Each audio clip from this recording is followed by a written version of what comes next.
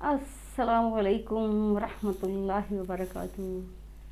देखिए, खूबसूरत सा सबक आमोज़ वाक़या आपके सामने रखती हूँ ताकि हम भी सबक सीख सकें। ठीक है, ये खूबसूरत सा वाक़या, एक बिजनेसमैन को ख्वाब आया कि आपके ऑफिस के सामने जो आदमी रेड़ी लगाता है ना, उसको उम्रा कराना है। वो सोया, एक दिन भी ख्वाब आया कि उस आदमी को, रेड़ी वाले को उम्रा कराना है। एक दिन भी ख्वाब आया, दूसरे दिन भी ख्वाब आया और तीसरे दिन भी ख्वाब आया।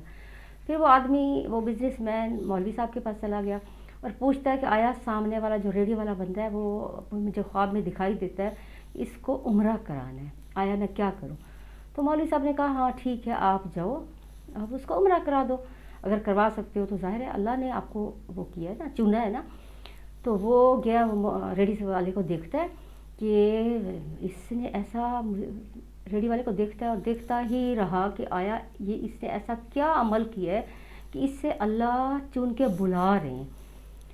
फिर वो देखता ही रहा, देखता ही रहा। फिर उम्रे पे उसने तैयारी कर ली। उसने देखा कि इससे ऐसा कोई काम मुझे नज़र नहीं आता कि या नमाज़ें पढ़ता हो या इसका कोई काम अच्छा हो, या उसे कुछ दिखाई नहीं दिया। फिर भी उसने कहा कि भाई आप ऐसा करो कि आप पासपोर्ट की तैयारी करो, आपने उम्रा करना है तो आपको मैं लेके जाता हूँ।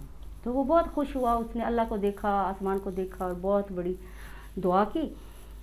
तो वो लोग, बिजनेसमैन और वो रेडी वाला, तैयार हो गए और वो उम्रे पे जाने के लिए तैयारी करने लगे। ठीक है, तो पासपोर्ट का इंतज़ाम करो। ऐसे ही वो खुश हो गया, अल्लाह को देखता रहा, कहता कि रब मुझ जैसे बंदे को अपने पास बुला रहा है, तेरी कुदरत है। ऐसे ही वो बिजनेसमैन रेडी वाला उम्रे पे चले गए। ठीक है, तैयारी करके उन्होंने जाके उम्रा और तवाफ़ किया, नवाफिल पढ़े और दोनों सर मुंडवाने के लिए चले गए। दोनों ने सर मुंडवाए, जितने उम्रे करने थे किए। टाइम ख़त्म हो गया तो आखिरी दिन उम्रा तवाफ़ किया और अलविदाई तवाफ़ करने के बाद उसने कहा कि मैं कुछ नवाफिल अदा कर लूँ। फिर पता नहीं अल्लाह मुझे टाइम देता है, ज़िंदगी देता है, नहीं देता, तो मैं वो थोड़ी सी नवाफिल अदा कर लूँ। उस बिजनेसमैन ने कहा ठीक है, आप नवाफिल अदा कर लो। फिर वो चला गया, थोड़ी देर इधर उधर हो गया और वो नवाफिल अदा करने लगा। फिर देखता बहुत देर हो गई और वो सजदे से उठ नहीं रहा। फिर उसने देखा, उसे हाथ लगाया तो वो इंसान नहीं था, वो रेडी वाला नहीं था।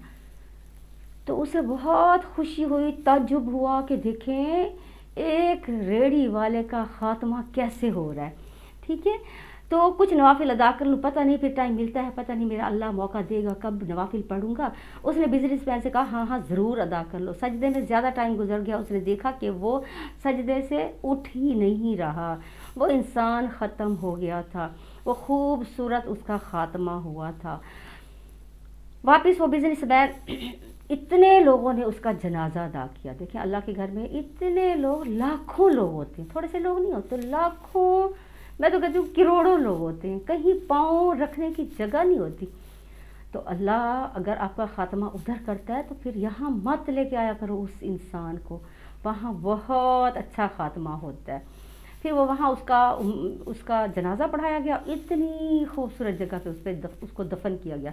वो वापसी, वो बिजनेसमैन आता है और उसकी बीवी के पास जाता है और कहता है वो तेरा, ज़ाहिर पहले भी बता दिया होगा ना, कि उसने कहा ऐसा तेरा खामद क्या काम करता था कि जो उसका ख़ात्मा इतना प्यारा हो गया।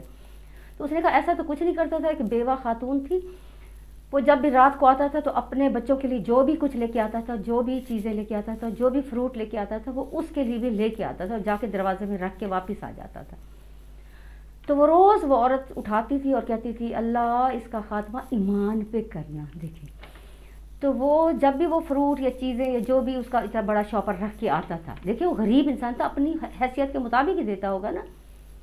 तो वो कहती थी अल्लाह तेरा ख़ात्मा, इसका ख़ात्मा ईमान पे करना।